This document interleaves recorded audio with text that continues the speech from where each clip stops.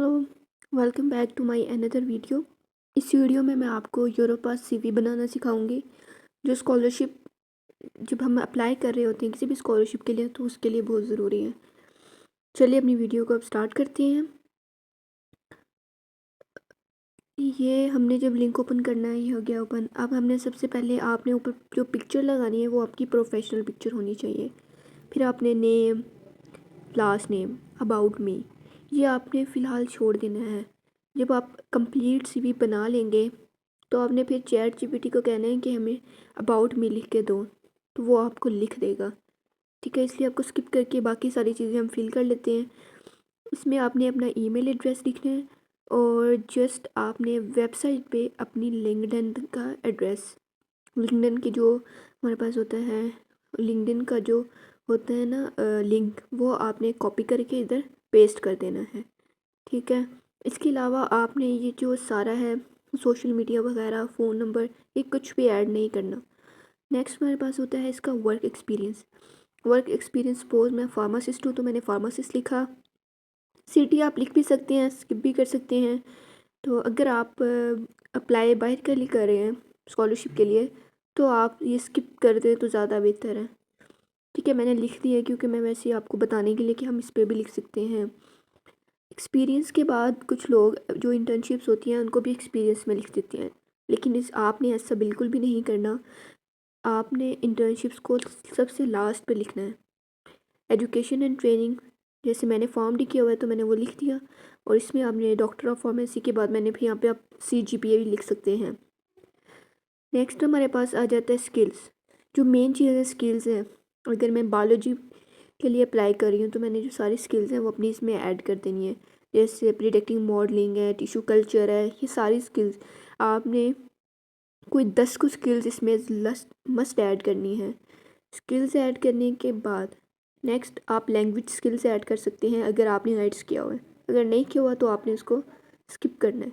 फिर मैंने ऑनर्स और अवार्ड्स की बात करें तो मुझे जो जो मिले हुए थे मैंने वो लिख दिए। जो जो अगर आपको कभी अवार्ड्स मिले हैं तो आपने वो मेंशन कर देने हैं। ठीक है, और जो उसकी डिस्क्रिप्शन होती है वो आपने स्किप कर देनी है। ज़्यादा डिटेल में कुछ भी नहीं लिखना। कोशिश करनी है कि 2 पेजेस से लेंथ ही आपकी सीवी ना हो। जो फर्स्ट पेज होता है सबसे बेसिक वो पेज होता है किसी भी सीवी का, बेशक आप जॉब के लिए अप्लाई करें या बेशक आप इंटरनेशनल स्कॉलरशिप के लिए अप्लाई करें। ऑनर्स और रिवॉर्ड्स भी हो गया। अब इसके बाद हमने क्या आता है, इसके बाद हम दोबारा एक नया सेक्शन ऐड करेंगे। ठीक है, सेक्शन में अब हमने ऐड करना है इसमें कि अगर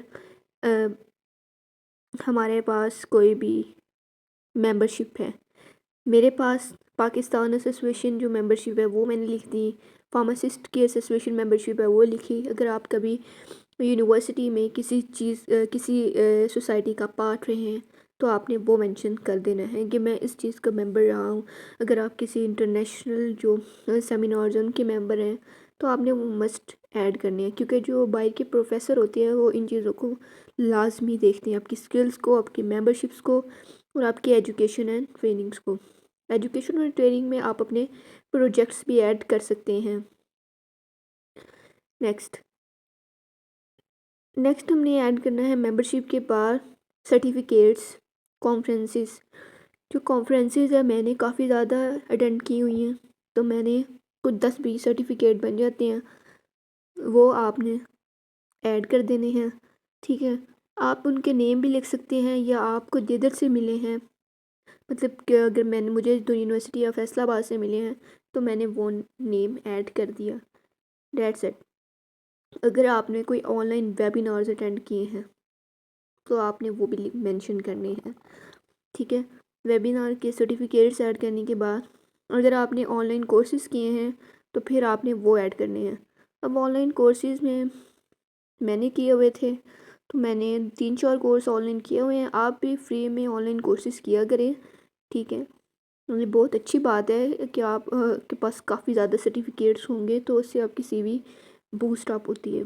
ठीक है, प्रोफेसर कहते हैं कि ये बंदा है ना फिट है क्योंकि इसको लर्न करने का बहुत शौक़ है।